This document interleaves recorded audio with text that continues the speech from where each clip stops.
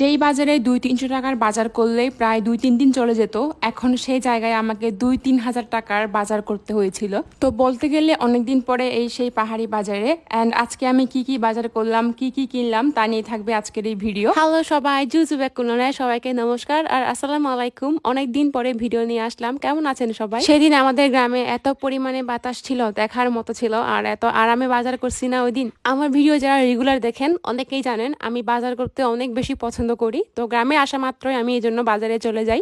তো এবার মেন কাহিনীতে আসি। আমি এই গুটগুটটা নিয়েছিলাম 40 টাকা করে, যেখানে 20 টাকা দিয়ে গুটগুটটা পাওয়া যায়। তো তারপরে আসে এই সামান্য থানকুনি পাতা।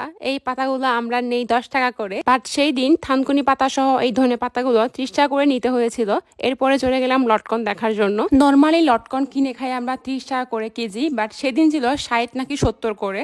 তারপরে চলে গেলাম বাঁশকরোল দেখার জন্য, যেখানে খোসা ছাড়া বাঁশকরোল সেল করা হচ্ছে। ওই বাঁশকরোলগুলো আমার দামে মিলে নাই বলে চলে গেলাম আম দেখার জন্য। এই আমগুলা কিন্তু কেজি ছিল 70 করে।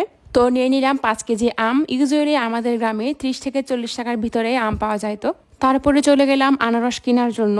এই আনারসগুলো আমার আহামরি ভালো লাগেনি, তাই আমি চলে গেলাম এই ছোট বেগুনগুলো দেখার জন্য। এই ছোট বেগুনগুলো আমার পার্সোনালি খুবই ফেভারিট, যে কোনো কিছুর সাথে রান্না করা যায়। তবে আমি পার্সোনালি রিকমেন্ড করব নাপির ঝোলের সাথে রান্না করলে খুবই মজা লাগে। দেন চলে গেলাম সাবারাং দেখার জন্য। সাবারাংগুলো ছিল 1 বন্ধা 30 করে। ও মাই গড, সবকিছুর এত দাম দেখে আমি তো খুবই হতাশ। এরপরে চলে গেলাম কাঁঠালের ডিঙি দেখার জন্য। কাঁঠালের ডিঙির প্রাইস ছিল মাত্র 20 টাকা করে।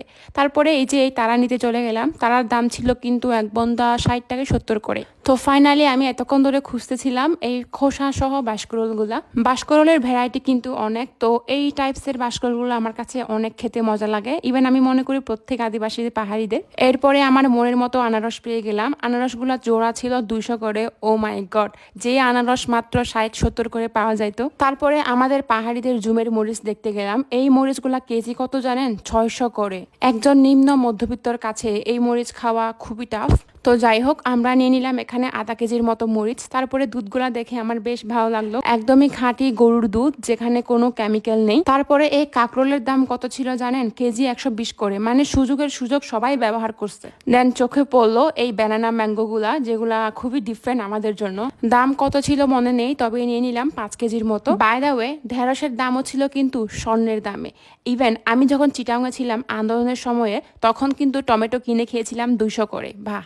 যাই হোক, বাজারে যেহেতু ভাই আমি বাবা মিলে গিয়েছিলাম, দেন ভাই বলল কলমি শাক আর তিতকরলা নেওয়ার জন্য। তিতকরলার দাম কত ছিল আমার মনে নেই, তবে সবকিছুই খুবই ওভার প্রাইস ছিল।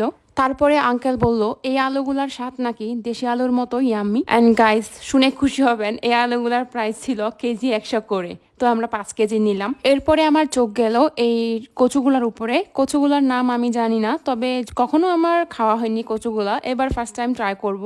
অনেকক্ষণ বাজার করার পরে খুবই টায়ার্ড ফিল হচ্ছিল, এই জন্য চলে গেলাম ডাব খাওয়ার জন্য। তবে সেদিন পার পিস ডাব সেল করা হচ্ছিল মাত্র 60 টাকা করে। যেহেতু বুধবার আমাদের গ্রামে বাজারের দিন, সেদিনে হচ্ছে এরকম কাটা মাছ মাংস পাওয়া যায়। এই জন্য শুকরের মাংস নিয়ে নিলাম 5 কেজির মতো। তারপরে চলে গেলাম আমাদের সেই পাহাড়িদের অমৃত। এই সাপ্তাহিক পাহাড়ি বাজারে আসলেই প্রত্যেক আদিবাসীরা মানে 1 কেজি হোক 1 ফা হোক নাপ্পি নিয়ে যাবেই। এরপরে চলে গেলাম গজা, এই বাদাম, তারপরে বুট দেখার জন্য। এগুলো আমার ছোটবেলার ইমোশন। তো চলে আসলাম বাজারের ব্যাগ নিয়ে। ইভেন আমাকে অনেকেই আস্ক করেন আমি এতগুলো বাজার কিভাবে করি অ্যান্ড কিভাবে খাই, আসলেই করি কি না। আবার শুনি মাঝে মধ্যে অনেকেই নাকি বলে থাকে আমরা নাকি শুধু ভিডিও করতেই যাই বাজারে, কোনো বাজার টাজার করি না। আসলেই কি ভাই, এটা হচ্ছে সেই প্রুফ। দেখেন এতগুলো বাজার করে নিয়ে আসছি।